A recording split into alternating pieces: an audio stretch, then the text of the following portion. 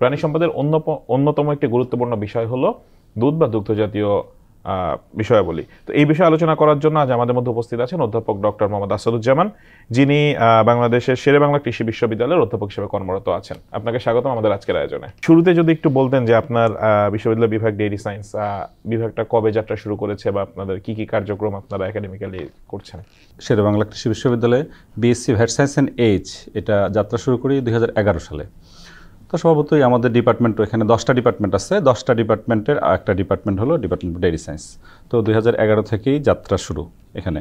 এখানে আমাদের ডিপার্টমেন্ট থেকে আমরা আন্ডার গ্র্যাজুয়েটে 4টা কোর্স অফার করি, 4টা থিওরি কোর্স এবং 4টা প্র্যাকটিক্যাল কোর্স, এবং আমাদের মাস্টার্স এখানে চালু আছে। আমরা খুব শীঘ্রই হয়তো বা পিএইচডি প্রোগ্রামও শুরু করব। কি পরিমাণ শিক্ষার্থী ভর্তি হয় প্রতি বছর? আচ্ছা, আমাদের এখানে এই মুহূর্তে আমরা ভর্তি করি বিএসসি ভ্যাট সায়েন্স অ্যান্ড এইচে 125 জন, মোস্ট প্রবলি 125 জন আমরা স্টুডেন্ট ভর্তি করি। কারিকুলামটা আসলে কি ওরিয়েন্টেড থাকে বা আপনাদের শিক্ষার্থীরা আসলে কি কি শিখছে? আচ্ছা, যেহেতু এটা একটা কমপ্লিটলি টেকনিক্যাল ডিগ্রি, আপনারা জানেন যে BSc vet science and H technical degree. আমরা কিন্তু যেটা ডিগ্রি দেয় এটা হচ্ছে BSc vet science and H. আমরা কিন্তু ডেইরি সায়েন্সে কিন্তু বাংলাদেশে এখনও ডিগ্রি দেয় না। তো বিএসসি ভ্যাট সায়েন্স অ্যান্ড এইচের একটা গুরুত্বপূর্ণ অংশ হলো যে ডেইরি সায়েন্স। এইখানে যে কোর্স কারিকুলামটা এটা অবশ্যই থিওরি এবং প্র্যাকটিক্যাল। আমাদের যে কোর্স কারিকুলামটা ডেইরি সায়েন্সে যদি আমি বলি, ডেইরি সায়েন্সের কোর্স কারিকুলামটা এটা আমরা থিওরি যতটুকু দেই মোটামুটি প্রত্যেকটা কোর্সের সাথেই আমাদের প্র্যাকটিক্যাল কোর্স, যেন আমাদের ছাত্ররা সরাসরি আমাদের ফিল্ড লেভেলে কন্ট্রিবিউট করতে পারে, অথবা যেখানে যদি প্রসেসিং প্ল্যান্টে বলেন অথবা ডেইরি ফার্মে বলেন অথবা কোনো রিসার্চ অর্গানাইজেশনে যায়, তাহলে অর্গানাইজেশনে যেন তারা টোটাল সব জায়গায় যেন কাজ করতে পারে। এজন্য আমাদের প্রত্যেকটা কোর্সের সাথেই আমরা প্র্যাকটিক্যাল কোর্স আমরা রেখেছি।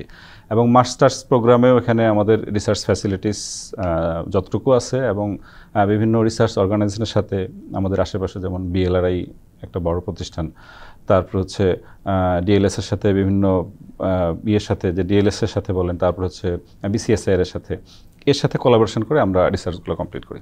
শিক্ষার্থীরা পাশ করার পর আসলে তাদের জবের রেট বা এগুলো কিরকম আর কি? আমাদের ক্ষেত্রে আমাদের টেকনিক্যাল, আপনারা জানেন যে এগ্রিকালচারাল এডুকেশনের BSc vet science and H degree, এটা দীর্ঘদিন থেকে একটা প্রত্যাশিত ডিগ্রি ছিল এটা, এবং রিসেন্টলি কিন্তু বাংলাদেশ গভর্নমেন্ট এই ডিগ্রিটাকে সব জায়গায়, বাংলাদেশের যতগুলো কৃষি শিক্ষা প্রতিষ্ঠান আছে সব জায়গায় একই ধরনের ডিগ্রি দেওয়ার জন্য এটা কিন্তু একটা অলরেডি শিক্ষা মন্ত্রণালয় থেকে মিনিস্ট্রি অফ লাইভস্টক ফিশারিজ থেকে সম্ভবত একটা যাবে, যেটা নির্দেশনা যে সবগুলো বিশ্ববিদ্যালয়ের জন্য একই ধরনের ডিগ্রি দেয়, এবং জব সেক্টরেও BSc vet science and H গ্র্যাজুয়েটকে যেন প্রাধান্য দেওয়া হয়। সেই থেকে বলবো যে আমাদের গ্র্যাজুয়েটরা যদি চায় আসলে মোটামুটি শতভাগই চাকরি, এবং কিছু উদ্যোক্তা হয়, আর বাকি সবাই মোটামুটি চাকরিতে যেতে পারে, এবং এই ফিল্ড বর্তমান বাজারে যথেষ্ট আছে।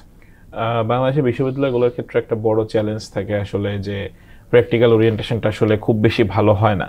তো শিক্ষার্থীরা দেখা যাচ্ছে পড়াশোনা শেষ করে আবার ইন্টার্ন করে বা ট্রেনিং করে জবে ঢোকা লাগতেছে। সেক্ষেত্রে আসলে আপনারা তাদের কতটুকু প্র্যাকটিক্যাল ওরিয়েন্টেশনটা ফিল আপ করতে পারছেন?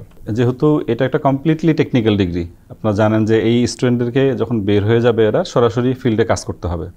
অতএব আমাদের কোর্স কারিকুলামটা সেভাবে, এখন আপনি আরও জানেন যে কোর্স কারিকুলাম কিন্তু এখন ওবিই, আউটকাম বেসড এডুকেশন, যেহেতু আসলে ফিল্ড কী চায়, একটা রিসার্চ অর্গানাইজেশন কী চায়, একটা প্রসেসিং প্ল্যান্ট কী চায়, একটা রিসার্চ ল্যাব কী চায়, একটা ফার্ম কী চায়, আমাদের কোর্সগুলোকে কিন্তু সেভাবে ডেভেলপ করতে হবে, এবং আমরা অলরেডি এটা করে ফেলেছি।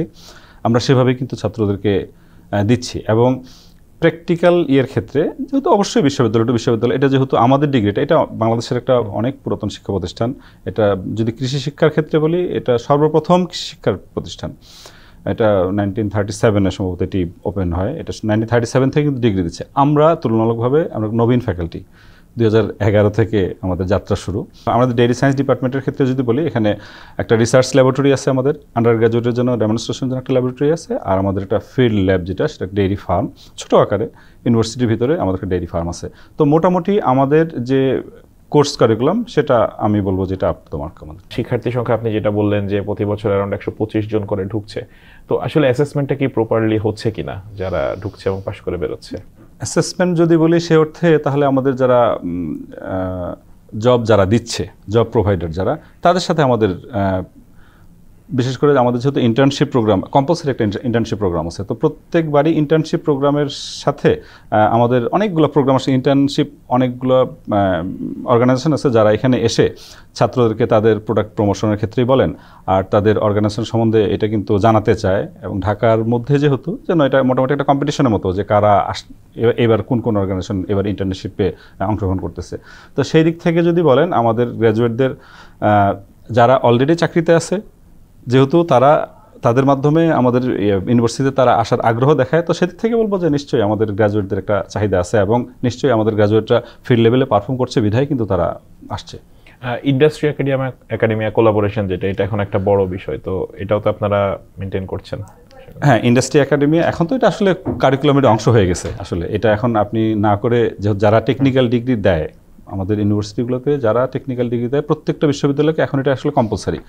এখন আপনি জানেন যে যখন আমরা একাডেমিক কমিটি করি, আমরা পাঠ্যক্রম কমিটি করি, তখন কিন্তু এখানে ইন্ডাস্ট্রিয়াল পার্সোনাল অবশ্যই থাকতে হবে। এখানে যেমন রিসার্চ থেকে থাকতে হবে, এখানে ফার্ম থেকে থাকতে হবে, এখানে ইন্ডাস্ট্রি থেকে থাকতে হবে। অতএব সেই দিক থেকে আমাদের কোর্স কারিকুলামগুলো এবং আমাদের এডুকেশনটা, এটা আমি বলবো যে আমাদের বিএসসি ভ্যাট সায়েন্স ইন এইচের যে আমরা বিয়েটা দিচ্ছি, এটা কিন্তু মোটামুটি একটা কমপ্লিট। আমি যদি আসলে বাংলাদেশের কনটেক্সটে ধরি, যে বাংলাদেশে আমরা মানে যে দুধ বা দুগ্ধজাতীয় পণ্য যেগুলো পাচ্ছি, এগুলোর কোয়ালিটি নিয়ে আপনার ওপিনিয়ন আসলে কি? আমরা কতটা ভালো পাচ্ছি?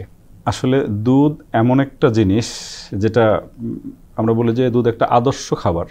আদর্শ খাবার শুধু আপনার আমার জন্যই কিন্তু না, আদর্শ খাবার এটা as well as for micro organisms.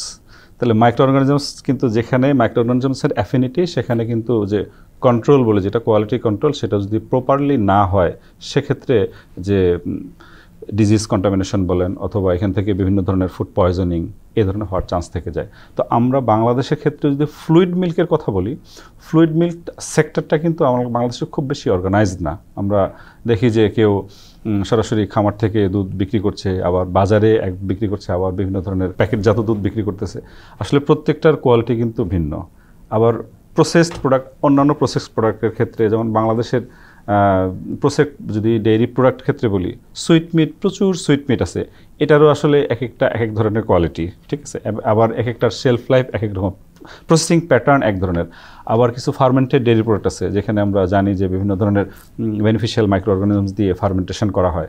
তো এই ফার্মেন্টেড ডেইরি প্রোডাক্টের ক্ষেত্রে আবার তাদের যে চেইন মেনটেন করার কথা, যদি কুল চেইন হয় অথবা আদার্স যেই চেইন মেনটেন করার কথা, সেটা মেনটেন না করলে কিন্তু এই ধরনের প্রোডাক্টগুলোর কোয়ালিটি সত্যিকার অর্থে ভালো থাকবে না। তো সব দিক থেকে যদি চিন্তা করে দেখি যে আমাদের এই সেক্টরে কাজ করার এখনও যথেষ্ট সুযোগ আছে।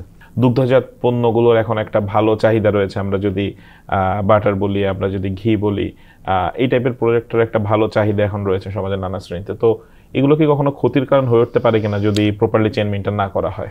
এখানে মাইক্রো অর্গানিজম কন্টামিনেশন হওয়ার চান্স খুব বেশি থাকে যদি আপনি এটা প্রপারলি ম্যানেজ করতে না পারেন। তাহলে যদি কোনো ধরনের কোনো মাইক্রোবায়াল কন্টামিনেশন, সাপোজ ফ্লুইড মিল্কের ক্ষেত্রেই যদি আপনি এখানে কুল চেইন মেনটেন না করেন, কুল চেইন মেনটেন না করলে কি হবে? আপনারা জানেন যে ফ্রেশ মিল্ক ভালো থাকে কতক্ষণ? 5 থেকে 6 ঘন্টা। শীতের সময় হয়তো বা 7 থেকে 8 ঘন্টা পর্যন্ত, ম্যাক্সিমাম 7 থেকে 8 ঘন্টা ভালো থাকবে। এরপরে কি হবে? এরপরে নষ্ট হয়ে যাবে। এখন মিল্ক খেলেন আপনি আসলে এর জন্য, পুষ্টির জন্য, আমরা বলি যে ideal food, almost ideal food. কিন্তু 8 ঘন্টার পরের এই মিল্ক যদি আপনি খান, এখান থেকে নানান ধরনের রোগবালাই হওয়ার সম্ভাবনা আছে। এবং দুধটা আসলে প্রসেসিং, অনেক ক্ষেত্রে এটা প্রসেসিংই সম্ভব না। প্রপার যে চেইনটা মেনটেন করা, এটা কিন্তু খুব জরুরি। এবং এখান থেকে আপনি যেটা বলতেছিলেন, আপনার যেটা জিজ্ঞাসা যে এখান থেকে কোনো ডিজিজ হওয়ার সম্ভাবনা আছে কিনা, হ্যাঁ, এটা অবশ্যই হওয়ার সম্ভাবনা আছে।